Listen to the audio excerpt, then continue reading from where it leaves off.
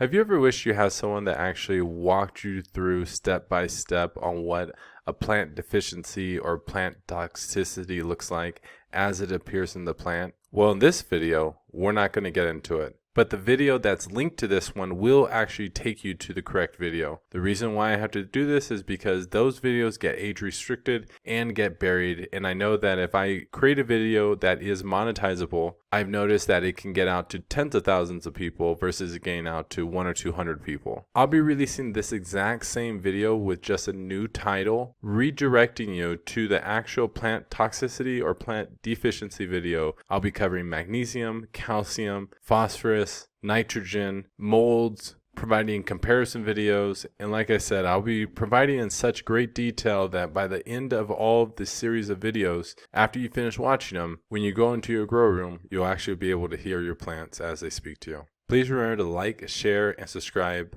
and get this video out to more friends and family that are interested in growing this plant, or really any plant in general, because these details, I think, elude the majority of the growers in this industry. Thank you so much, and have a great grow, everyone.